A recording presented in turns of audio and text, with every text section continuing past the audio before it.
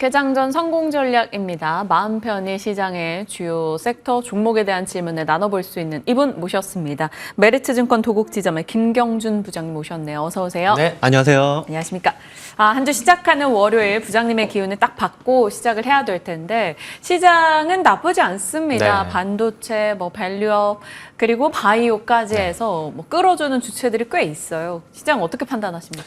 지금 일단 지난 금요일에 외국인이 현선물로다가 2조 3천억 정도를 샀고 네. 기관도 한 1조 이상을 샀는데 지금 그 중심에 외국인은 그 전기전자, 이제 반도체가 되겠죠. 네. 그것과 바이오를 샀고 기관 같은 경우에는 전기전자, 반도체 플러스 금융을 샀습니다. 네. 그러면 왜 이제 샀느냐를 보고 이제 수익률, 그에 따른 수익률은 어떻느냐를 보니까 메이저 수급이 들어간 곳에서 그 가장 높은 수익률을 기록을 했거든요. 그렇게 됐을 때 가장 제일 처음에 핵심이 되는 반도체를 빼놓을 수가 없겠죠. 네. 그 반도체가 9개월 연속 수출이 증가했는데 지금 총 134억 달러를 수출을 해가지고 역대 최대치를 뚫었어요. 지금 우리나라는 수출로 먹고 사는데 수출의 총 수출 상승폭보다 반도체 하나가 이제 그 성장의 기울기가 가장 높거든요. 그걸 외국인과 기관이 빼놓지 않고 이제 탁 매수하기 시작한 네. 겁니다.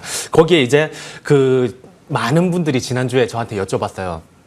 삼성전자가 올라가니까 이제 삼성전자를 기본으로 그 밸류 체인을 사야 되느냐 아니면 SK하이닉스를 끌고 가야 되느냐. 저는 이제 아시다시피 16만 원부터 SK하이닉스를 롱뷰를 잡고 23만 원 1차 목표가 그리고 최종 지금 30만 원으로 목표 주가를 올려놨는데 그러면 SK하이닉스만 좋고 삼성전자를 버리느냐 그게 아니라 지금은 새로운 전략을 구상하셔야 됩니다. 그게 SK하이닉스와 그 밸류 체인 또는 삼성전자와 삼성전자의 밸류 체인 두 개를 나눠가지고 보실 게 아니라 딱 그 덩어리의 우두머리죠. SK하이닉스와 삼성전자를 한 묶음으로 그 포트에 담아놓고 나머지 이제 개별 종목들을 한두 종목을 얹어가는 그렇게 됐을 때 제가 그 종목을 딱 집어가지고 두 종목을 더 추가 종목도 가지고 왔고 SK하이닉스와 삼성전자에 대해서도 짧게 말씀을 드릴게요. 네. SK하이닉스 같은 경우에는 이제 연초만 하더라도 2분기 때 그 예상 실적이 한 1조 7천억 정도 영업이익을 나타낼 거다라고 봤었는데 지금 6조를 넘게 예상치가 3배 이상 뛰었거든요. 이게 23개 분기 만에 최대치를 이제 뚫는. 그래서 여전히 실적이 좋고 올해는 얘네가 독식을 한다. 내년도도 먹거리가 풍부하다라는 것과 삼성전자 같은 경우에는 얘가 마냥 성장세가 높다라기보다는 여태 밸류에이션상으로나 주가상으로 약간 소외를 당했었고 HBM이 결국 엔비디아 향으로 들어갈 텐데 네. 그때 그 뉴스에 사면 너무 고점이기 때문에 지금 미리 사두자라는 전략이 있습니다. 그래서 그 두 개를 묶고 개별 종목 두 단으로는 하나머티리얼즈와 PSK를 들 수 있거든요. 그래서 하나머티리얼즈 같은 경우에는 이제 삼성전자, 낸드 그러면 V10 전환 공정이 있는데 거기에서 핵심이 극조원 이제 도쿄 일렉트론이라고 하죠. 그 회사의 극조원 식각 공정 장비를 이제 납품을 이제 받아가지고 해야 되는데 그쪽에다가 하나 머티리얼즈가 이제 64% 정도 매출 비중이 들어가거든요. 네. 그쪽과 이제 PSK 같은 경우에는 전공정을 담당하는데 지금 국내사 쪽에서 그쪽으로 마냥 물량을 많이 주문을 한 게 아님에도 불구하고 2분기 실적이 어닝 서프라이즈가 나왔어요. 그 이유가 중국 쪽으로 매출이 빵 터져서인데 하반기부터는 이제 국내 쪽도 이제 담당하게 된다. 그래서 한 SK하이닉스와 삼성전자를 큰 필두로 두고 나머지 한두 종목을 상반기에는 저는 PSK 홀딩스 그리고 이스페타시스를 끌고 왔다라고 하면 하반기에는 이 두 종목을 좀 전환을 하면서 끌고 가되 우두머리를 큰 축으로 함께 보자라는 전략을 제시드립니다.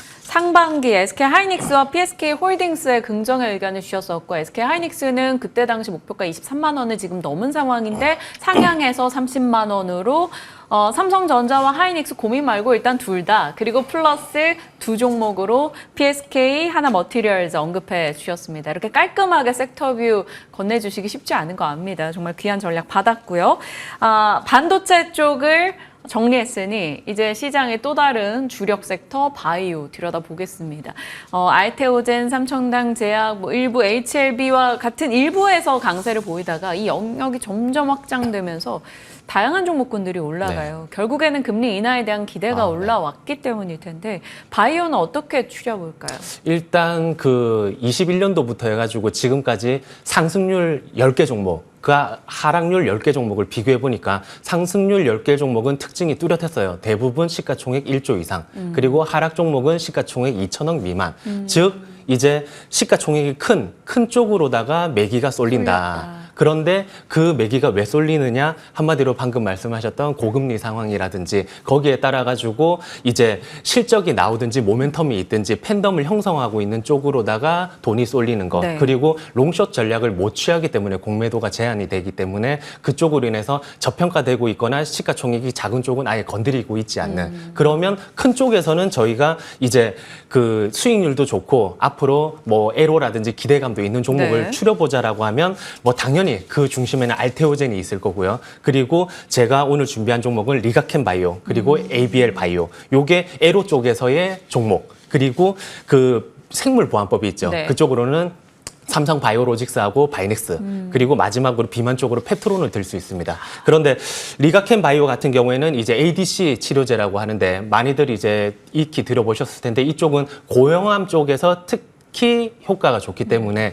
이제 이쪽 기술이 지속적으로 그 상업화도 빨리 추진이 되고 네. 연구 개발도 활발하게 일어나거든요. 이쪽으로 연내 이제 전인상 단계에서 에로가 연내로 한 2개 정도가 이제 기다리고 있고 뭐 그 ABL 바이오 같은 경우에도 예전에 바이오 3대장으로 불렸었죠. 그런데 지금 사노피라든지 유한양행 쪽으로 6개 이제 에로가 이미 진행이 됐고 파이프라인도 한 7개 정도 대기 중이기 때문에 이 두 종목을 중심으로 보시면 되십니다. 알테오젠 같은 경우에도 워낙 많이 올랐지만 네. 전 거래일 같은 경우에도 외국인과 투신, 뭐 연기금 쪽으로 주요한 아까 전에 앞단에 말씀드렸던 메이저 수급들이 지금 가격에서도 들어가기 때문에 보유자들은 뭐 파실 필요가 전혀 없으시고요. 네. 30만 원 돌파 구간에서의 다시 한번 수급을 체크하시고 매매 대응을 하시면 좋을 것 같습니다. 네, 리가캠, ABL 그리고 알테오젠까지 얘기 주셨고 삼성 바이오로직스와 바이넥스 코멘트도 짧게 듣겠습니다. 네, 삼성 바이오로직스 같은 경우에는 이제 탄탄한 트랙 레코드도 가지고 있고 뭐 증설 중인 이제 5공장 수주로 인해 가지고 이쪽으로 활발하게 되면 뭐 아주 대형사 중에서는 가장 긍정적인 흐름을 보일 수 있을 것 같고요. 그리고 바이넥스 같은 경우에는 셀트리온 관련돼 가지고 FDA 지금 BLA 승인을 심사를 받고 승인을 앞두고 있는데 이렇게 됐을 경우에는 글로벌에서 중소형사 중에서 이쪽 FDA 승인이 떨어진 CDMO가 글로벌 10개 군데가 안 돼요. 그 중에 하나가 될 수 있기 때문에 대비하시고 준비하시면 좋으실 것 같습니다. 네, 말씀 주신 내용 기억하겠습니다. 비만 치료제 쪽은 사실 지금 비만 치료제가 영역 확장이 가장 많이 일어나고 있습니다. 네. 관련 종목이 계속 더해지고 있거든요. 그중에서 펩트론을 고수하시는 이유는요? 네, 펩트론만 보시면 되시고요. 외국인과 기관이 풍부하게 지금 매수 중이고 시가총액 그 펩트론 비만약 하면 뭔가 그래도 예전 같으면 이제 너무 소형이라든지 테마 같아 보일 수가 있는데 지금 시가총액 이미 1조 3천억 이상, 그 앞단에서 많은 수익률을 기록한 거는 1조 이상의 종목이다. 지금 외국인 기관 수급이 쏠려야 된다라고 말씀드렸고 한국 BNC라든지 대봉 LS, 인벤티지렉 같은 경우에는 외국인 매수가 없고 시가총액이 또 작기 때문에 이쪽으로다가 트렌드에 맞춰가지고 매매를 집중하시길 바랍니다. 네. 저희 오늘 공략주도 이런 쪽인가요? 바이오니아 얘기해 주신다고 하는데 좀 생소해요. 종목명만 들었고 사실 네. 기업 내용을 파헤쳐 보진 않은 쪽이어서요. 어떤 게 매력이에요? 지금 바이오니아 같은 경우에는 이제 탈모 쪽이랑 이제 체지방 감소 쪽 그렇기 때문에 관심이 남녀가 갑자기 가장 가네요. 네. 전 탈모하니까 이러는데 그쪽 모두 이제 담당을 하고 있는데 지금 탈모 쪽으로 요르단 쪽에 네. 독점 계약에 들어갔어요. 그런데 이게 쿠웨이트라든지 아랍에밀리트와 이어가지고 중동 국가 세 번째 이제 뚫은 나라인데 중동 국가가 전 세계 글로벌에서는 한 40% 정도 남성 인구의 탈모 환자가 있는데 이쪽은 60%나 되고 그들은 일부 다처제, 저는 적극적으로 반대하고 있지만 네. 일부 다처제이기 때문에 성기능에 관련된 데 굉장히 민감해서 기존의 약을 먹는 치료법은 극구 부인하고 네. 거부하고 있습니다. 그렇기 때문에 이쪽 화장품 쪽이라든지 트리트먼트 이쪽으로 집중해야 되고 그게 이제 확대가 될 때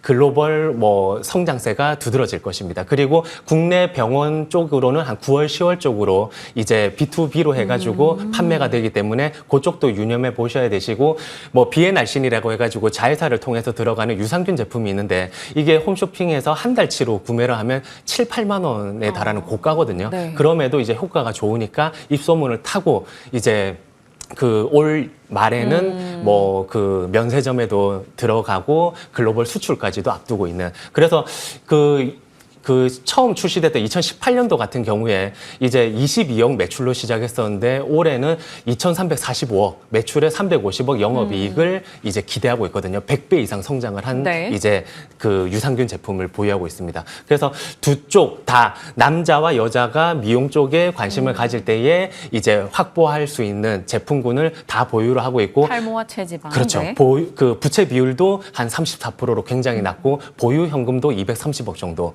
굉장히 은근히 탄탄한 회사. 그렇기 때문에 뭐 지금 목표 주가랑 한번 네. 그 세팅을 해드리면 매수가 29,500원에서 31,000원. 그리고 목표 주가 46,000원, 손절가 27,500원 제시드립니다. 46,000원의 목표 주가로 네. 바이오니아 살펴주셨습니다. 기억해 볼게요. 일전의 공략주가 숲이었습니다. 상승률이 22.5%, 보유자분을 위한 한 줄 코멘트 요청드릴게요. 여전히 강력하게 보유하시라. 지금은 이제 역대급 2분기 실적을 나타냈는데 그게 별풍선이 역대급으로 가장 많이 수익을 발휘해줬다. 아직 글로벌은 터지지 않았습니다. 그렇기 때문에 14배 밸류에이션 상에서는 한 20배 정도 놓고 보시고 글로벌 확장을 기다리시면서 보유를 여전히 하시거나 신규 매수를 권해드립니다. 네. 깔끔한 답변 받아봤습니다. 증권주 얘기는 하나만 듣고 가죠. 증권주 탑픽이 키움증권입니다. 왜요? 얘네들은 부동산 PF 쪽에 익스포저가 굉장히 낮았죠. 그렇기 때문에 그쪽 관련돼가지고 이제 뭔가 피해본 게 없이 그리고 국내는 지금 국내 거래 대금이 신용 부분의 증가로 발생을 하고 있고 해외 수수료도 59% 증가가 됐거든요. 국내와 이제 해외 쪽 약정 수익과 위험도는 낮은 그러면서 주주 환원 정책에서도 모든 전 증권사 중에서 가장 높습니다. 그렇기 때문에 키움증권, 뭐 삼성증권, 한국금융지주도 보셔도 되지만 키움증권을 중심에 두고 거래하시길 바랍니다. 네. 공감과 깔끔한 전략까지 함께 주고 계시네요. 김경준 부장님과 시장 한 주 준비하는 전략 챙겨봤습니다. 오늘 말씀 고맙습니다. 네, 감사합니다.